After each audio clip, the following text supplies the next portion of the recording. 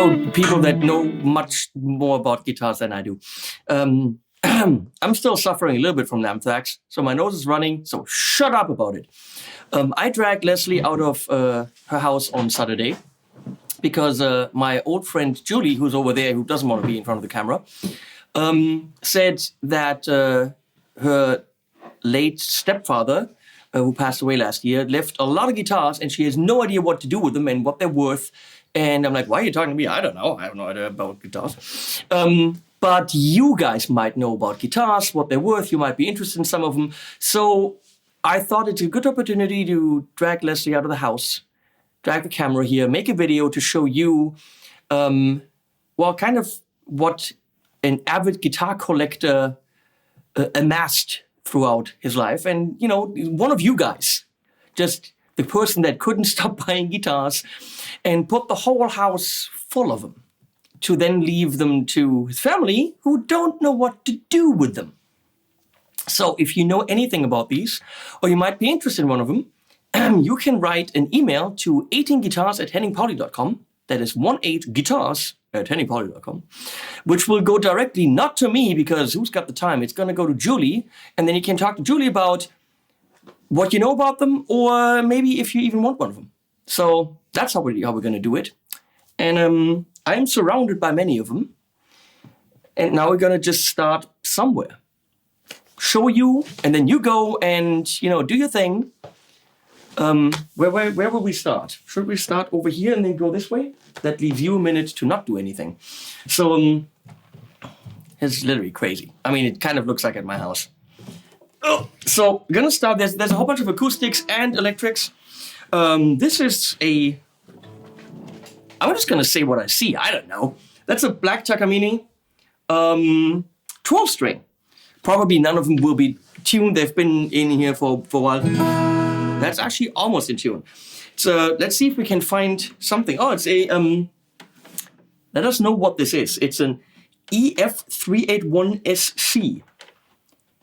I would assume that this might be a guitar in the, I don't know, 500 to 1,000. It costs 1,000. Oh, mom knows, $1,000. See, I'm kind of there. Price range, 12-string Takamine. Some of them come in cases. Some of them come in gig bags. Some of them you might be shit out of luck and you have to see how you get it. All of this is, of course, based in the smack middle of Germany. So figure it out with Julie. That's you and her problem. Black, 12-string, kind of cool. And all these guitars have been treated beautifully by one of you guys, you know, a collector. So I highly doubt I'm going to find any scratches, dings or dongs, maybe some dust, but they're probably in very, very good condition. So this is something heavy. This could be a hollow body. It is a hollow body. You're gonna... This is an Epi. Made in Korea. Three-piece neck. It's pretty dark in here. I'm sorry about that. But hey, what can you do? Beautiful sunburst. It's not a three-ply. It's not a three-ply pickguard. It's a fake three-ply pickguard. But as I said, other than a little bit of dust, there is literally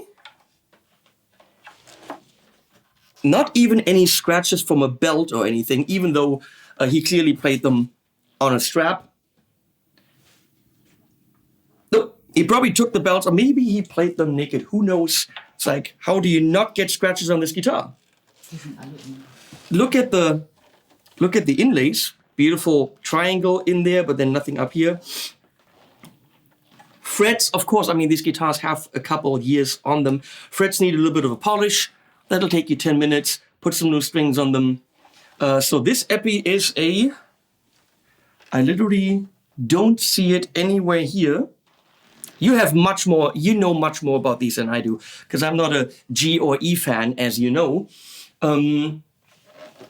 Interestingly, it's got a Gibson truss rod cover right there. He might have actually put that on later. Or do the Epis come with a Gibson truss rod cover? I don't think so. So there's no model name on it. It just says made in Korea. So let me know what model. Actually, don't let me know. Let Julie know at 18guitars@henningpauli.com. We're going to put that back in the case.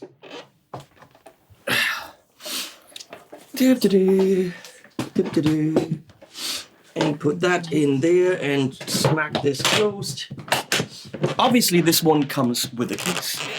Then, oh, nope, that's not one. So this is a big jazz box, hollow body from, I said jazz box, and Siri wants to. No, Siri, just shut it, Siri.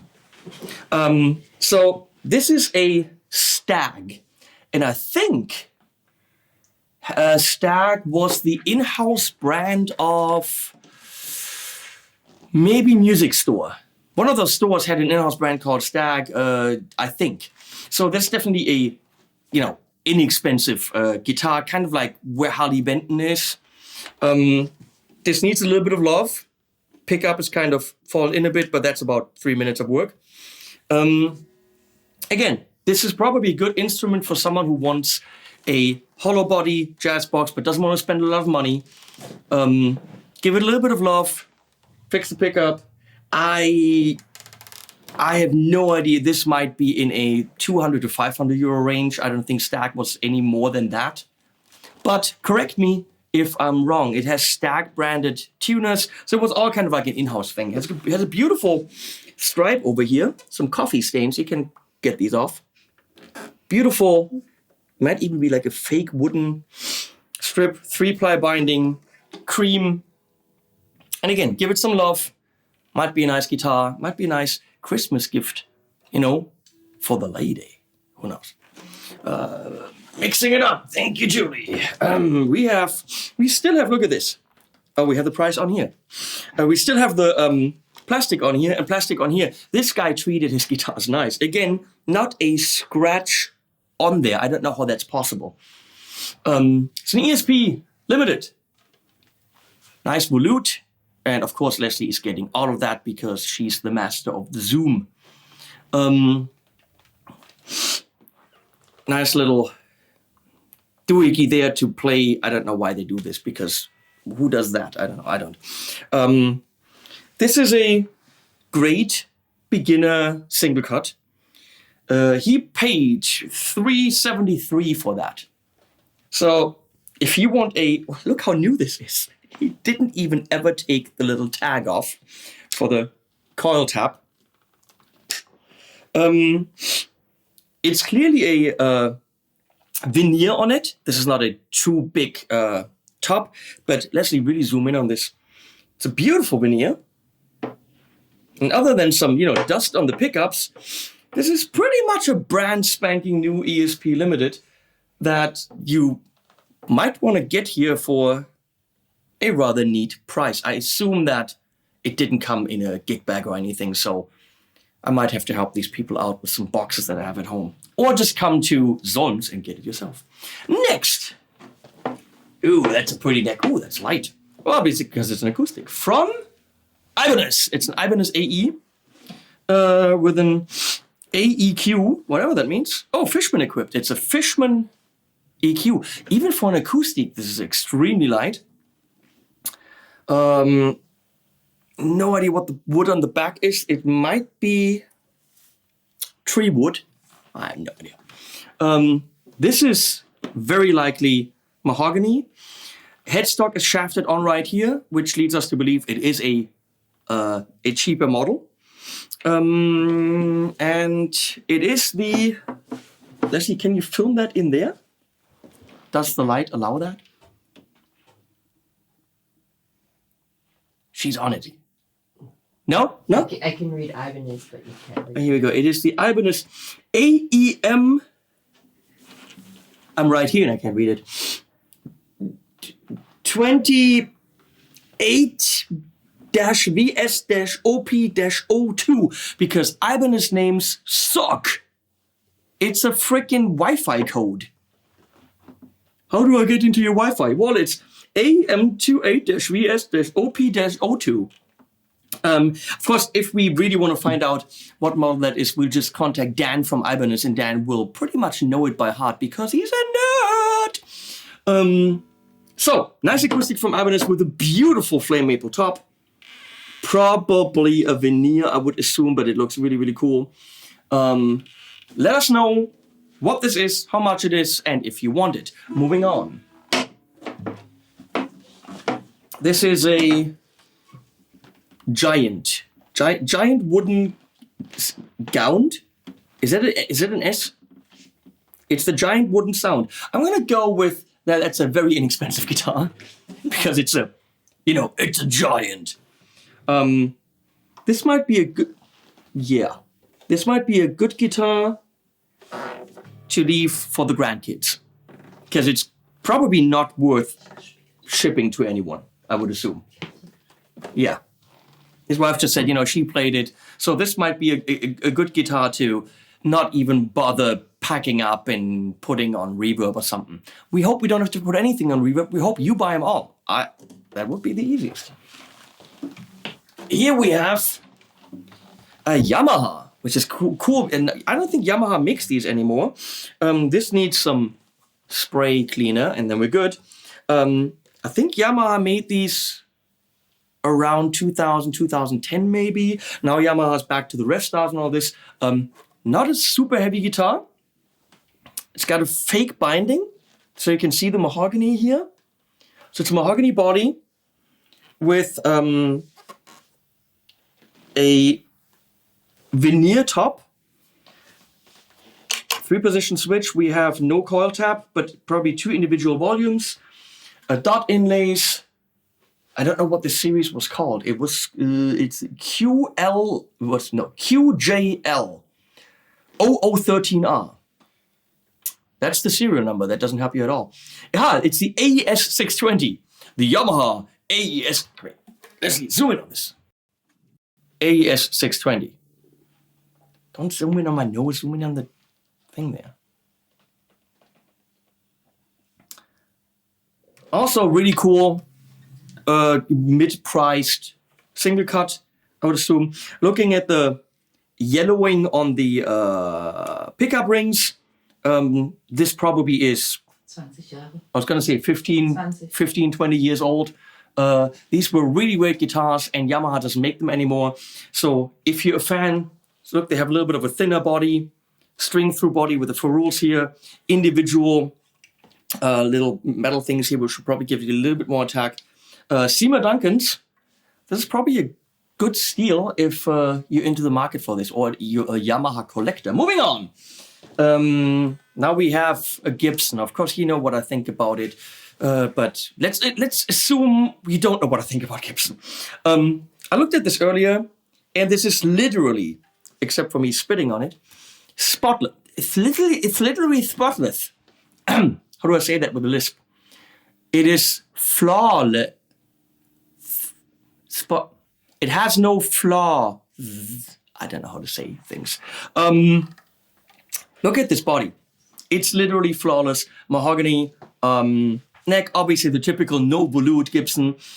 These are Gibson Deluxe, probably made by who knows. There is a made in USA 2017. So that's rather new, but no robo-tuner, so that's cool. So it's a made in US 17 Gibson, I assume Les Paul Studio, because it doesn't have, looks like a studio to me. Then again, what do I know? And it says Tribute. So that's all I can really tell you. 2017 Tribute, no robo-tuner, looks studio-ish. I'm going to assume could be anywhere between 1200 and 1800, something like that. I would assume, and it's absolutely flawless. If you go and buy one in a store right now, it's not going to be newer than this, except that it's a 2020 model. But I mean, shape. If you're interested in this, that probably comes in a case, I would assume. Or no, comes in a very good gig bag. I just took it out of the gig bag. Really solid gig bag. We'll package it up nicely. Let Julie know if you're in the market for this or not. These are not locking tuners, but are they locking? No. No, they're not, but someone put the strings on there. That wasn't him, because I saw how he strung up the guitars. These are the original strings. That's how freaking new that is. He never even changed the strings on this. So, this could be a really good guitar to get, even though it says Gibson on it. Whoa, this is heavy. We got another Epi, black, and a lot more black. And then dots, and then nice fret ends. And then this looks like, this says Jumbo, but these, I think these are Grovers. Grovers makes these. Gibson, of course, doesn't make tuners. So these are very likely Grovers, rebranded. EE, no idea what that means. Again, they have Gibson on the truss rod covers. So what? Here we have a Taggy. It's an Epiphone Dot EB. So this is the Dot. Whatever EB means. This instrument is hereby guaranteed against faulty workmanship and materials. Yeah, but it's a Epiphone Dot. You know what that means. I don't, because I don't know these things. So let Julie know if and what and so on. Moving on. And here's another Epi. Whoa! Why does this weigh nothing? The neck weighs more than the body, which means we have neck dive. Look, boink. Of course, it's an FG with a super light body. It's ridiculously light, ridiculously thin. These Epi SGs. See, Grover. Told you. Says Grover on them. These Epi SGs can be anywhere from $199 to probably $599. Really depends on the pickups. These don't say Seymour, Duncan, or whatever on them.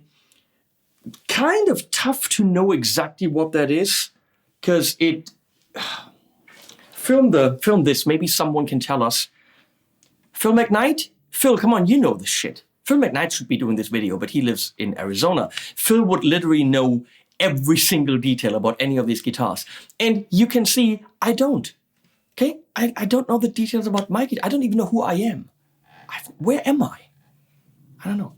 So maybe this tells you something. Because literally, a red SG from Epiphone could be it's not the super beginner one because it's got a set neck. The really, really cheap ones have bolt-on necks and they aren't even SGs. So I'm going to go with, he might have spent, what, $399 on this, $349. It might be $549. I have no idea. Maybe you do. Then we have another Stagg. But I love the fake top on this. I mean, it's absolutely gorgeous. This is, again, something that is reminiscent of Judy is standing right in front of the light. Thank you. Yeah, if you work with non-professionals, that's what happens. I mean, come on. Putting pressure on you. I know, I get it. Don't cry. For me, Argentina. Get it? It's a song I wrote. So this is the equivalent of what Harley Benton calls the SC550, which is a great guitar. Obviously, fake top. Wait, is this coffee or is this a ding? It's a little bit of a ding. Film that. We'll have to show the ding or the dong. But it's not in any way anything bad. Again, I assume he was a collector. So when he walked into a store, even though he already had cool guitars, he was like, wait, this thing is $250. I have to have it because it's one more guitar. And you know, you always need one more guitar than you already have. That's how it is. This guy clearly just couldn't get enough. And way to go. There's another ding up here. So given that this is a very inexpensive instrument anyway, and he dinged it twice, I'm going to assume this is like an instrument for a beginner who just can't afford an awful lot more. And, you know, if you talk to Julie, she might let it go for not a lot of money. Moving on. Now, I remember Tom Launhardt, who had a store in Wetzlar for a while. He's a super high-end builder, and he died a couple of years ago of cancer. We lost him. Tom was carrying these VGS guitars, which was a brand for a while. Visions in guitars. So I would assume he bought it at Launhardt. Made in Indonesia. What the This looks like this might actually be the more high-end VGS because they were cheap. This is not one of them. It does have a veneer top because you can clearly see that on the side here. No, that's maple. No, it's not. Yes, what the? Okay, it's a maple top with the veneer because you can clearly see that you don't have the flame in here. So it's a maple top, maple cap with the veneer glued on. But it is the more high-end version because it has locking tuners, nice volute, and an Evertune bridge. Not today's model of the Evertune bridge. Today's looks a little bit different, a little bit lower, but it was one of the first brands that came out with guitars that had the Evertune on it, which is also, why is it? Interesting. There's only a tiny bit of a hole. It's only a small. Usually the Evertune cavity is longer for the springs to be adjusted. So this is rendition 1 of the Evertune system with a tinier hole. And now the question is, does Evertune work? Kinda. Well, it's most of the time tuned. It's not ever tuned. Now, of course, it needs to be set up again. So this is definitely the guitar that you can't get anymore. And it was the higher end VGS, not the cheaper one. And it is the serial number. That doesn't help us. Maybe it does. Leslie, get that serial number up here. So if you missed out on a VGS with locking tuners and Evertune, like that company, I think went out of business, you can get one here. Might be a really, really cool metal guitar. It's blackish with Evertune, Seymour Duncans, and locking tuners. And looks like an ebony fretboard. But then again, what do I know? Moving on. This is some company from America. Musik Schmidt, Frankfurt am Main. Musik Schmidt turned into Session later, so we know how old it is. It's before Schmidt turned into Session. Okay, this definitely needs a setup because the trem, can you see this, Leslie? The trem is coming up, so we need to just tighten the springs. It needs a good setup. But this is, of course, a beautifully cream white Strat with everything that a Strat has supposed to have. What's going on here? Why is that? Fender wouldn't do that. We will investigate. But look at the jack plate. It seems to have been adjusted slightly off because there's a little bit of a gap. Can you get that, Leslie? Can you see the gap? Mm-hmm. So I would think it's just been tightened wrong, but that might mean that there's 2 holes underneath, or Fender did that. And I can't imagine Fender did that. Das ist original noch, der hat nie geschraubt. Okay, that's weird, because his wife is saying it's original. But why would Fender deliver it with a little bit of a gap there? It's easily fixed. Take it off, make a tiny little hole for the screw over here, screw it back in, and you're good. It's not cost prohibitive or purchasing prohibitive. So we have obviously a maple fretboard which has not been played an awful lot, except he loved his A major. Look at that. There's one spot right there that he loved to play. So we're gonna go with, he played A lot, and A minor, and maybe a C, wasn't a G man, maybe an F, Now figure out what songs he played. I don't know. But literally the fretboard is untouched except that one fret. Fender branded tuners, we know that they're shullers. Let's see, here. Genuine, we're getting closer. Genuine Fender Super Bullets. That's just for strings. Okay, that doesn't help us. Looking at the trem block, can you see the trem block, Leslie? Do you know what a trem block is? I'm sorry, babe, it's your Saturday, but, it's what it is. It's a thinner trem block, which means this isn't a super high-end Fender, because you know if the trem block is thicker, your tone is thicker. So if it was made in Mexico, it should say made in Mexico, but let's find out what it says up here. Made in Mexico. It says it right there. What model? That's a freaking Strat. That's what it is. It's a Mexico Strat. So let's see the serial number, so maybe someone can figure out what that is. You know who could probably figure out really well what that is? My buddy Martin, who works at Fender. Hey, Martin!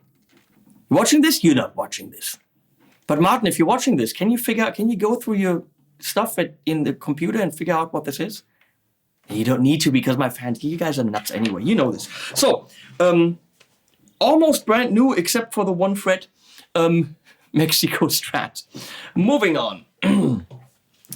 This is a very interesting instrument, which is very warm right here because Judy was hugging it. This is a Bixby loaded, get this, Peavey.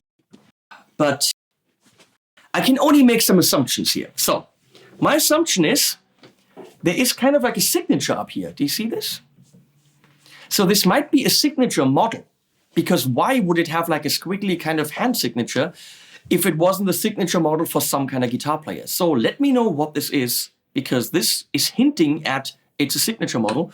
It says Peavey right here. I love Peavey guitars because one of the main guitars that I've played many, many albums with was actually 300 euro Peavey. They make great instruments. Many of you just don't know this. So we have, a rubber ring around the pickup selector. That's interesting. We have a Bixby to pickups. You can see that it's still a rather in new condition guitar. I assume it's older, but he never even removed the little styrofoamy divider between the guitar and the bridge, because those bridges are just sitting on the guitar. They're not glued on or not screwed on. So if I took all the strings off, this would literally fall off, which is, you always have to be careful changing the strings to not change the position of the bridge. Otherwise you have to, intonate it. It's got a beautiful two-tone, I'm going to say two-tone sunburst. Looks like Filtertron pickups or something of the sort. And now we're going to see it is a Peavey, again the signature of Rockingham, the serial number N040900048. You probably can't, no, you can't get that, forget it. We have a knobby and 3 more knobbies. That's what I can tell you. Bixby pattern, so it's an original Bixby. We have beautiful mother of pearl binding. It's a nice jazz box, and I really want to know more about it.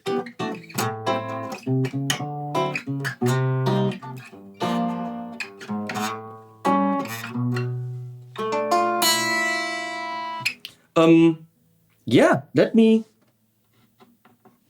know what this is and what you think, and if you might be interested. This might be a rarity, and I'm thinking it's some kind of signature thing that Peavey did for some dude.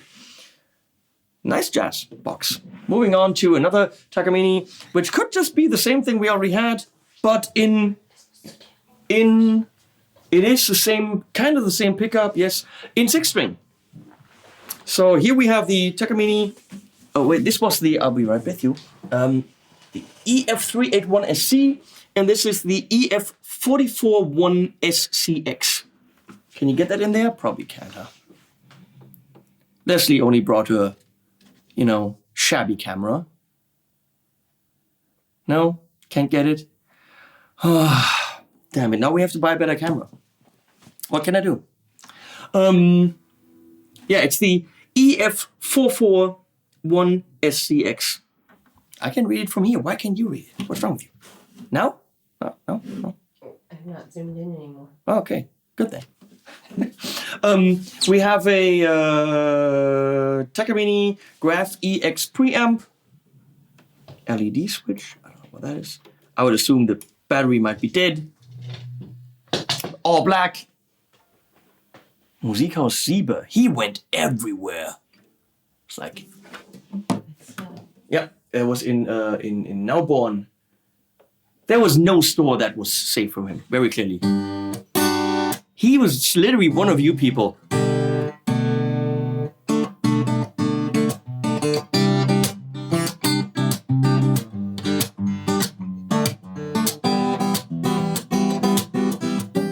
Neat, and all black for the metal. This is a heavier Tele. Noiseless. Oh, it's not a Tele. It's one of those weirdo Teles. What are they called? Nashville Tele? No, I don't know what they're called. The one with the 3 pickups instead of the 2 pickups. 5-position switch. Noiseless pickups. We have no pulseys here. But we have a Tele with a 5-position switch and a maple fretboard. Skunk stripe. Let's see if the fretboard is extra or not. Nope, it is. Let me see. I can't see it. God, I'm old. Nope, there is no fretboard. The neck is the fretboard, which is why we have a skunk stripe right there. Oh, the other night I dreamt that X got sprayed by a skunk. And I was like, how am I going to get all that off? I don't know why I dreamt that. We have locking tuners. Now it gets interesting. What is this? Little bit of a heel thingy here. Ferrules. And again, absolutely scratch-free back. Maybe he played them like this. I mean, how is that possible? Like, I don't want to scratch up my guitar. He never had anything with buttons. And probably no belts. He loved his guitars. Clearly a more modern bridge. This is a more modern rendition of the Tele. Locking tuners, and this is it's a made in Mexico. But it's a high-end made in Mexico. So let me know what that is based on this serial number. Hey Martin, are you watching? What is this? How much is it? Made in Mexico, can go up to 1,100 if you have, like, I think 1,100 is kind of like one of the more expensive made in Mexicos, but with the locking tuners and the noiseless pickups and all that, this might be close to 1,000 right here, and probably comes with the gig bags. There's a million gig bags in cases here. We have no idea what goes where. Julie, next guitar. Are we almost through? Last one. Last one. Oh, me. It's not the last one. Julie is a dirty, stinking liar. That's what she is.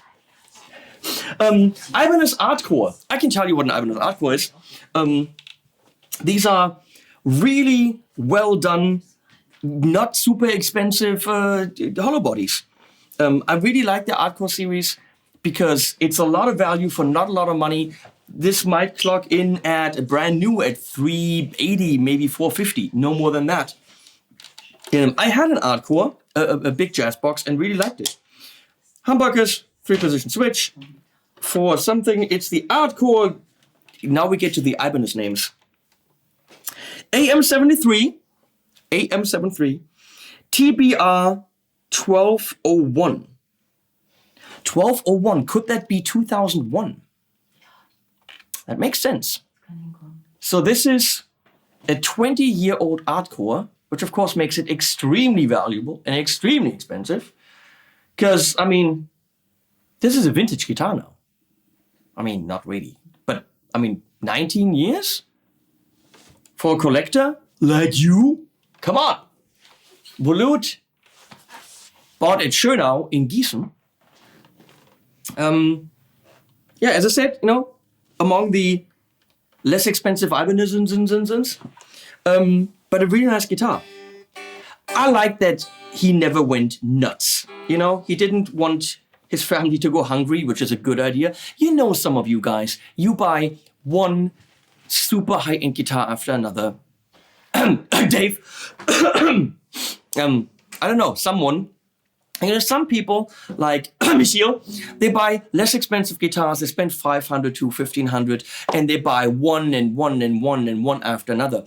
And then there's people like, I don't know, Andrew or Dave, who just buy 5,000-6,000 each guitar, and then 3 weeks later, oh, by the way, I ordered another one of those. So you guys are nuts. he wasn't nuts. He stayed reasonable and made sure that the dog has something to eat, which is clever because he can buy less expensive guitars and still have fun. So Ibanez Artcore, and then Das ist was Besonderes. okay, this might be his very first guitar. Das ist eine ganz alte. Oh, but it's actually look at the. This might be something you might not want to sell. This is a hand-built guitar from a luthier in Germany, and you can clearly see that it has been played. This is probably something that even if it was worth a lot of money, I probably wouldn't want to sell. Apart from the fact that obviously it needs new strings. Instrumentenbauer Klein.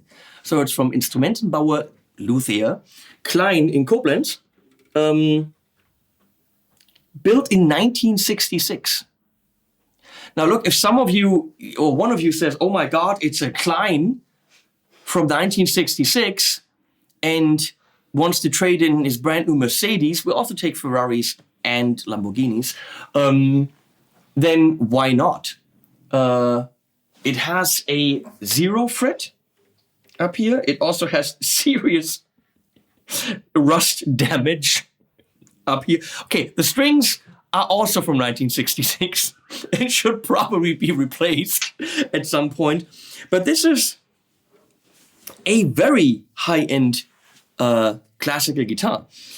Look at the, oh my God, it's so light. Look at the fretboard, which hovers over the body. Can you see that, Leslie? This has been played with a lot of love for a lot of years. And you can also see right here that it probably fell over a couple of times and has a couple of dings on the neck, but that doesn't matter.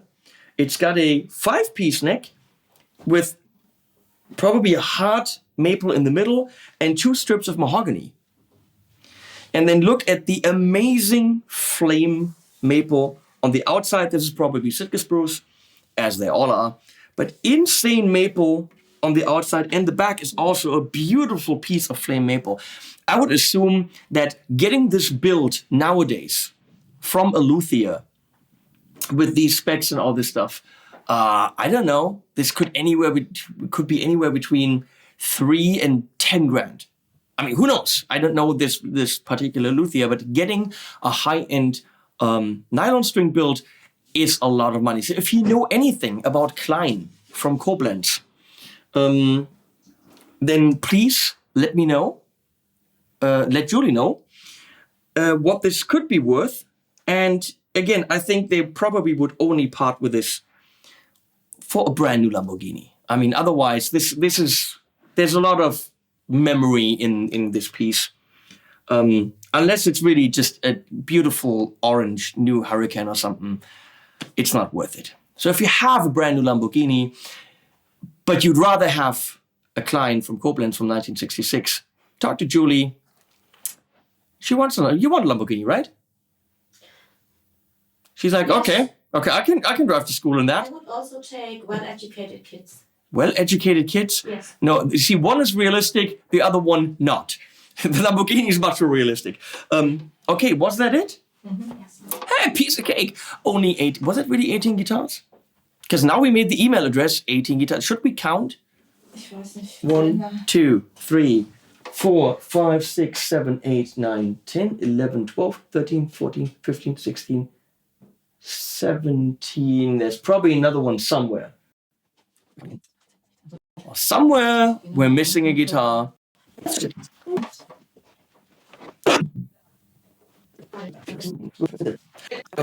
It is 18 because we put one back in the case. Alles im Koffer, Mama. Yeah, so we got them all. This is something very special. Like, I would never get rid of my very first guitar, and most certainly not if it was something this beautiful and unique. So if you can give us any info on any of these, don't give it to me because they're not my guitars. Give it to Julie at 18guitars@henningpauli.com. If you're interested in any, then write to Julie at 18guitars@henningpauli.com. And that's pretty much it from me, from Julie's late stepfather's attic. I know many of your houses will look like this or already do. Make sure, this is very, very, very important. Make sure that you have a list for your loved ones with your instruments and amps and all that stuff with realistic prices. Not what you tell them what you paid for them. That's not going to help. Not, oh, no, it was only $50. Because you know what's going to happen? They're going to sell them for $50. Leave them the real pricing of the guitars, because then they don't have to call people like me who apparently don't know many things. But that's why I've got you. Thanks for all this. Thanks for you guys behind the camera. For two. To you guys. And animals at the end.